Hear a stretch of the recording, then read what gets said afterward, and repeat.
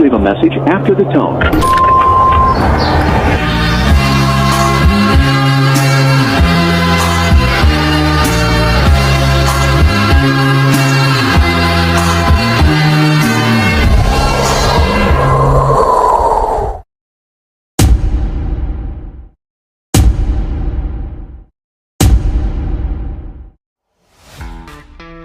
Salam persaudaraan.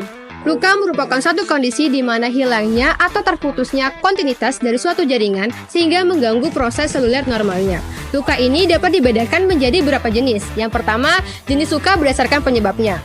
Jenis luka berdasarkan penyebabnya ini ada beberapa macam, seperti luka tusuk, luka robek, luka gigitan, luka tembak, luka potong, dan lain sebagainya. Kemudian yang kedua itu luka berdasarkan hubungannya dengan dunia luar. Luka berdasarkan hubungannya dengan dunia luar ini ada dua tipe, yaitu luka terbuka dan luka tertutup. Kemudian yang ketiga itu adalah luka berdasarkan derajat kontaminasinya. Luka berdasarkan derajat kontaminasinya ini ada beberapa, seperti luka bersih tercemar, dan luka kotor.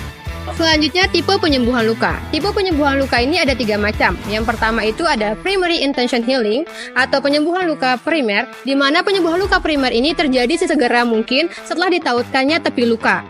Ya biasanya dengan dijahit.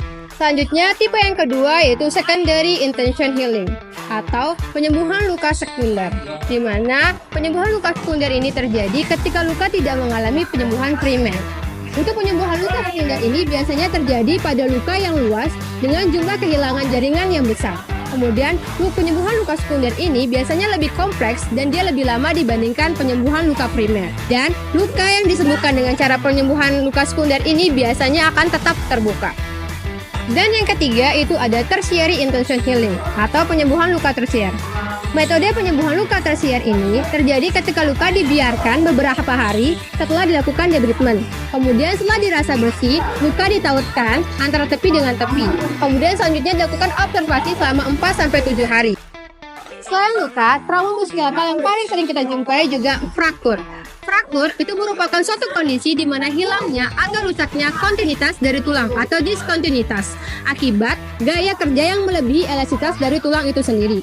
Fraktur ini sendiri dapat disebabkan oleh beberapa hal. Yang pertama itu akibat benturan. Fraktur akibat benturan ini dapat dibedakan menjadi dua, yaitu fraktur langsung dan fraktur tidak langsung. Fraktur langsung artinya frakturnya ada pada tempat benturannya. Kemudian fraktur tidak langsung itu maksudnya adalah frakturnya tidak berada pada tempat benturannya. Selanjutnya fraktur yang kedua yaitu karena tekanan atau stres yang berulang dan berlangsung lama. Dan penyebab fraktur yang ketiga yaitu adalah abnormalitas dari tulang. Selanjutnya, saya akan menjelaskan terkait klasifikasi dari fraktur itu sendiri. Klasifikasi fraktur itu ada dua, yaitu fraktur terbuka dan fraktur tertutup. Lalu, bagaimana cara penanganan luka dan fraktur? Langkah pertama untuk penanganan luka dan fraktur ini adalah memindahkan korban ke tempat yang aman. Selanjutnya, kita lihat keadaan umum korban. Kemudian selanjutnya, kita lihat apakah ada bagian yang cedera atau tidak. Kita membuka area luka dengan melepaskan atau memotong pakaian untuk menemukan sumber pendarahan. Tapi dikarenakan di sini pasiennya menggunakan celana yang pendek, jadi kita bisa melihat langsung lukanya ada di mana. Langkah berikutnya yaitu kita melakukan penilaian terhadap bagian tubuh korban yang mengalami cedera. Setelah kita lakukan penilaian terhadap bagian tubuh korban yang cedera, selanjutnya kita bersihkan luka yang kita temui pada bagian tubuh yang cedera itu menggunakan NaCl dan betadine. Langkah berikutnya yaitu menempatkan kasa steril pada luka dan tekan langsung dengan tangan penolong. Bila masih terjadi pendarahan aktif, tekan dengan kedua tangan. Jika darah masih merembes, tambahkan kasa di atas kasa yang lama. Kemudian setelah itu kita lakukan pembalutan luka. Selanjutnya, kita tinggikan area luka apabila terdapat pendarahan aktif dan tidak terdapat fraktur pada daerah tersebut. Dan jangan lupa kita lakukan penilaian terhadap hasil balutan kita. Langkah berikutnya yaitu kita lakukan pembidaian. Kita memilih bidai yang tepat sesuai dengan lokasi cedera. Kemudian kita menerapkan bidai dengan teknik yang benar, yaitu melakukan pembidaian melewati 2 sendi, ikatan bidai dimulai dari bagian atas dan bagian bawah, simpul ikatannya kuat dan rapi, dan simpul tidak ada di atas luka. Setelah melakukan pembidaian, selanjutnya kita evaluasi hasil pembidaian kita. Setelah kita rasa semuanya aman, selanjutnya kita mengaktifkan EMS dan menghubungi 119 atau mengevakuasi korban ke tempat pelayanan kesehatan terdekat.